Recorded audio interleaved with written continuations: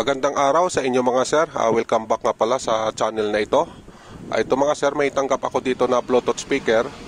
Ito, i-share ko lang sa inyo ito kung paano ko ito gagawin, kung ano yung gagawin ko sa ganito na problema, para lang sa kaalaman din. Ito naman yung kanyang itsura. Ayan mga sir, oh. May dalawang speaker ito. Yan. At saka ito naman yung kanyang tweeter. At saka yung taas nito mga sir, nasa 1 metro. Yan. Dito naman yung pinaka-diameter, mga nasa isang ano din ito, nasa isang roller. Ito naman mga sir, yung kanyang pinaka-ibabaw. Ayan o, yung kanyang itsura sa ibabaw. Ito yung kanyang volume, treble, bass. Ito naman yung kanyang amplifier. Yan. Ang unit na ito mga sir, rechargeable ito. Ibig sabihin ng rechargeable, battery operated siya.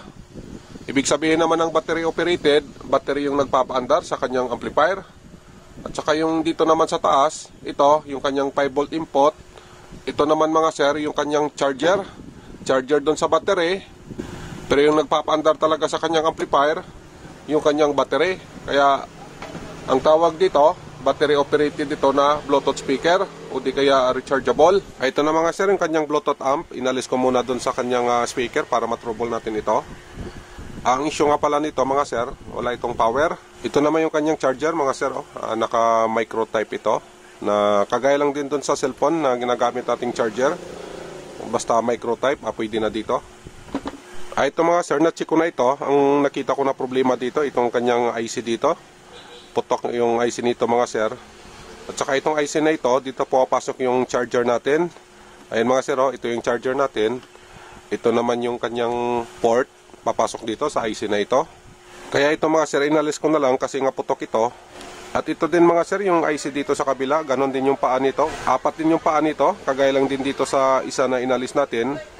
At ito kasi, may problema din ito. Bale itong IC na ito, may kinalaman ito dito sa battery terminal. Ito yung battery terminal mga sir, oh, yung dalawang terminal. Bale ang connection nito, naka-parallel. Ayan mga sir, oh, ito yung kanyang positive. Nakaparallel dito sa kabilang terminal. Ito yun, no? Pagkatapos pumasok sa dito sa IC na ito. Kaya ko tinanggal ang IC na ito mga sir, kasi nga itong kanyang resistor dito na yan, ang maliit na yan, sira ito mga sir. Kaya naisip ko rin na baka sira din ito. Ito mga sir, check natin sa multimeter. Yung ating multimeter nga pala, naka-buzzer mode ito. Ayan mga sir, oh. Itong maliit na pisa na ito, itong resistor. Ayan mga sir, oh, walang reading ito. Samantala yung, ayan, may okay naman yung ating multimeter. Kaya lang, dito, wala talaga siyang reading. Ayan mga sir, oh. Kaya may posibilidad na sira din ito. Dahil nga bumigay itong kanyang fusible na resistor. Kaya ang ginawa ko mga sir, inalis ko na rin yan. Bali, ang inalis natin dyan, dalawa. Itong IC dito, na may connection dito sa battery, di ko lang alam ito kung anong klase na IC ito, baka regulator ito, o di kaya yung pinaka-protection ng battery, o yung kanyang BMS. Basta connected siya dito sa battery terminal. At itong isang IC naman na ito, connected din ito dito sa charging. Pag nagcha-charge tayo, yung charger voltage niya pumapasok dito sa IC na ito. Ito sunog ito, pundi yung resistor dito. Kaya ang ginawa ko, inalis ko na lang yung dalawa. Ito mga sir, yung inalis natin na dalawang pisa na kinuha natin dito sa area na ito. Ito yon. Bali, ang gawin natin dito mga sir, bago natin ito ayusin, mag-i-inject muna tayo ng supply. Try natin kung wala na bang ibang problema ito. Dito lang sa kanyang audio tayo mag-i-inject. Ito mga sir, yung dalawang coil na ito, supply kasi ito ng audio niya. Ito yung IC, yung dalawa na yan. Left and right kasi, stereotype kasi ito na amplifier. Ito naman yung nagbibigay ng supply, yung dalawang coil na ito. Bali, ang gawin natin mga sir, mag-i-inject tayo dito na area. Bali, ito silang dalawa, isang supply lang. Kasi kung titingnan natin yung connection, ayun mga sir, isang connection lang yan sila. Naka-parallel connection. Yung supply natin papasok dito sa coil, lalabas dito sa diode, papunta dito sa audio section. At ganon din itong isa mga sir, papasok dito, lalabas dito sa diode, papasok din dito sa audio. Kaya ang gawin natin dito, maglagay tayo ng supply dito. Ang gawin natin mga sir, para malaman natin kung ano yung voltahe na i-inject natin dito sa kanyang audio section na ito. Dito tayo kukuha ng base, dito sa kanyang charging. Ayan o, nasa 5V yung charging nito. Ibig sabihin mga sir, pag nasa 5 volt siya, hindi naman pwede na yung battery natin 5 volt din. Malamang mas mababa yung voltage ng battery. Pag halimbawa na 5 volt yung charger, malamang yung battery natin nasa 4.2 volt.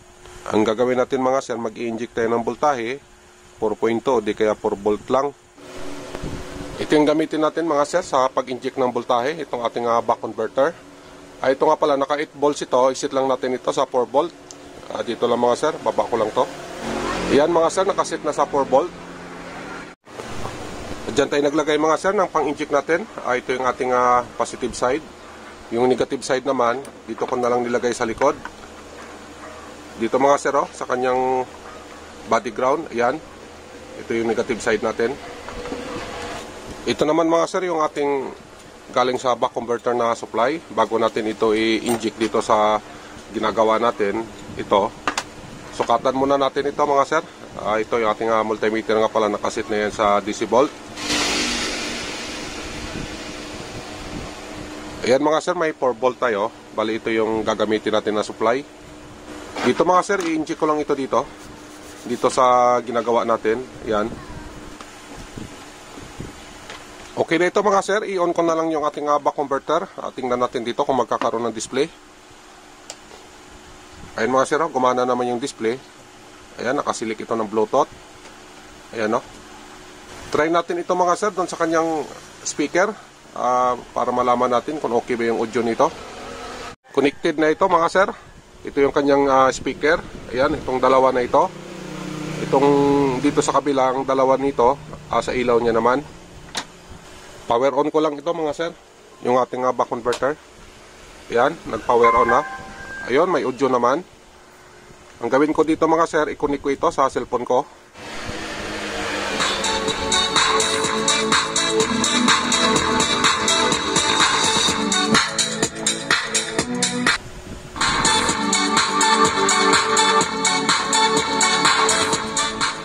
Okay naman mga sir, yung kanyang audio, malinis naman yung kanyang tunog at saka normal naman yung kanyang function. Bali, ito lang talaga, confirm na natin na ito lang talaga ang gagawin natin. Dahil nga ito putok yung IC nito at saka may problema din ito, ang gawin na lang natin dito mga sir, i-DIY na lang natin ito. Ito na lang mga sir, yung maging option natin na ipalit natin dito sa sira na pisa. Kasi ito, pag nag-order pa tayo nito, matatagalan pa. At saka, ito kasi pag nag-order tayo, hindi naman na maka-order tayo ng 1 piraso lang. Minimum kasi nito, mga nasa 5 or 10 piraso. At kung halimbawa na mag-order tayo mga sir, ang problema naman noon, dito lang din natin magagamit sa ganitong model. Yan. Kasi pag halimbawa na ibang Bluetooth speaker yung gagawin natin, ay hindi natin mailagay yun kasi nga hindi naman pares-parehas yung design ng Bluetooth speaker. Depende naman kasi sa model. Kaya ito yung binibili ko na part mga sir, kasi ito, maski sa anong klaseng Bluetooth speaker, kahit anong model, pwede ito mga sir. Pagka ang may problema ay kagaya nito sa ginagawa natin, itong kanyang charging at may kinalaman din para sa battery. Dalawang klase ito mga sir, yung ganitong klase na pisa. Ito kasi ano ito, ayan o, type C type. Ito namang isa na ito, ayan, micro type naman ito mga sir, pero SIM lang to sila. Ayan, parehas lang to. May guide naman ito mga sir kung paano ikabit, kaya hindi kayo malilito dito. Itong dalawa na magkasunod na ito, dito sa gitna, ito yung battery natin. Dito natin ilalagay yung battery. Dito yung kanyang positive. Ito naman yung negative. Ayan mga sir, may sign naman yan. Sundan nyo lang yan. At saka dito sa dulo na ito naman yung output nya o yung supply. Negative output. Ito naman yung nasa kabila, positive output ito mga sir. Bali itong output na ito, dito natin ilalagay. Dito mga sir, yung positive output. Dito naman yung kanyang negative output. Yan. Ito naman mga sir, yung kanyang charging input. Yan. Halimbawa na ito pa rin yung gagamitin nyo. Ito mga sir, pwede naman ito na ito gagamitin. Bali ang gawin nyo lang dito mga sir, ito mga sir, lagyan lang siya ng wire. Itong may sign na positive, ayan. At saka, ayan, negative, maglagay din ng wire. Papunta dito mga sir, dito sa kabila. Ito yung kanyang positive side, ito naman yung kanyang negative side. Para yung kinalabasan, ganun pa rin, dito pa rin sila magcha-charge. Kasi ito mga sir, kung ito talaga gagamitin natin, medyo mahirap natin ito i-install. Kaya ang madali na paraan talaga, yun na lang, yung kanyang original na charger. Ito mga sir, magwa-wiring lang tayo. Maglalagay tayo ng positive, negative dito, dalawang wire. Papunta dito sa ikakabit natin na pisa. Dito yung positive. Ayan, dito naman yung negative. Kailangan talaga mga sir, maglagay tayo nitong parts na ito. Kasi itong pisa na ito yung kanyang charger with BMS na ito. May kasama na itong BMS mga sir. Bali, ang trabaho nga pala nito, siya yung nagkakat pag puno na yung battery natin para hindi ma-overcharge. Yung sa discharge niya naman, kung ano yung required discharge ng battery, bali ikakat niya rin yun mga sir pag umabot dun sa required discharge ng battery. Ito mga sir, may battery ako dito na 18650, lithium battery ito.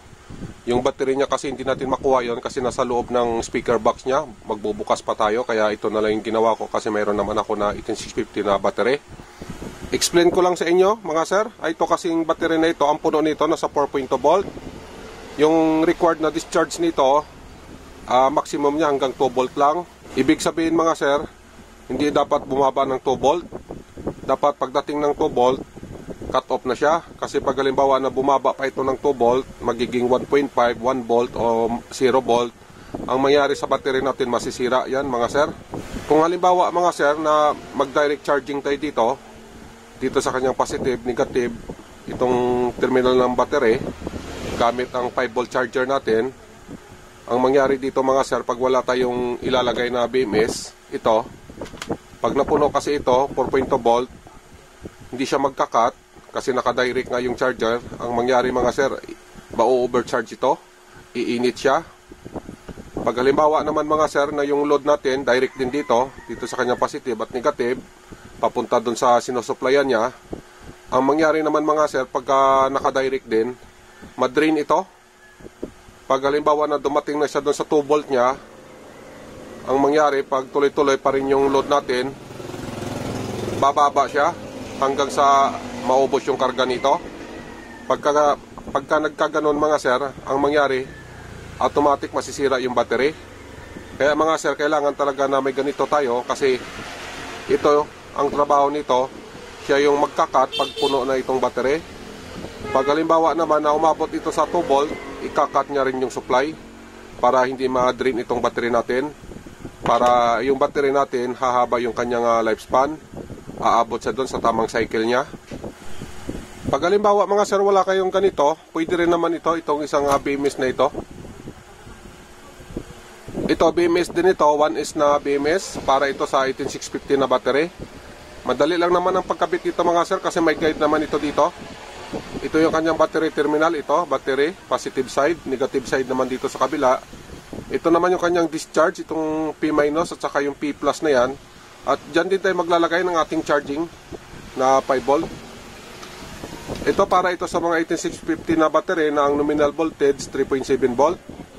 Ito naman mga sir, itong isa na ito, para naman ito sa LiPo 4. Ibig sabihin ng LiPo 4, yung mga battery natin na ang nominal ay nasa 3.2 volt. Ang pagkabit nito mga sir, same lang din dito sa isa na to.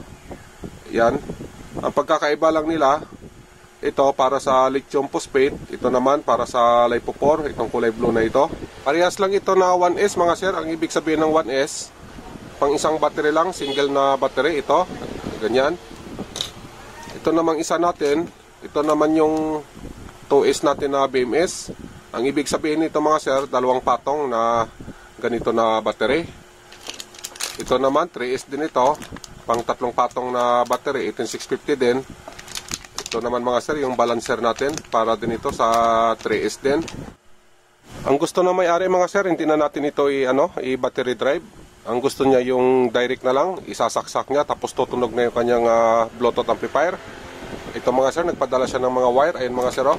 Ang gawin natin dito, direct na lang doon mismo sa amplifier niya. Isasaksak niya na lang pag gagamitin niya ito. Wala tayong magawa mga sir kasi yan ang gusto niya. Naputol ko na ito mga sir. Ito yung gagamitin natin pang inject doon sa kanyang Bluetooth amplifier. Bago natin ito ihinang doon, sukatan muna natin kung okay yung wire na ito. Ayan mga sir, okay naman. Ayan no, may reading tayo na 5 volt. Ito yung i-inject natin doon sa ginagawa natin. Ganito na mga sir yung kanyang kinalabasan. Ito na-inject ko na dito sa supply natin na positive. Yung grounding natin, dito na lang ako nag-grounding kasi mas malapit dito kumpara dun sa likuran. Nilagyan ko na rin ito ng glue stick dito mga sir para matibay, para pag nahila siya, hindi siya basta-basta mabunot. Power on na lang natin mga sir, nakasaksak na yan. Ayan mga sir, may display naman, okay na. Ang gawin natin dito, balik na natin doon sa kanyang speaker. Final test na tayo.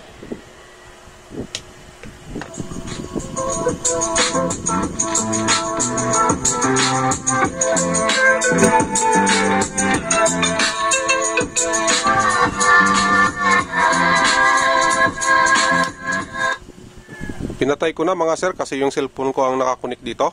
Okay naman, malinis naman yung kanyang tunog. Hanggang dito lang tayo mga sir. Salamat nga pala sa oras nyo. Sana makatulong ito sa inyo, itong ginawa nating video. Kung nagustuhan nyo mga sir, pahingi na lang ng like at saka subscribe. God bless sa inyong lahat. Mag-iingat kayo lagi. Bye-bye.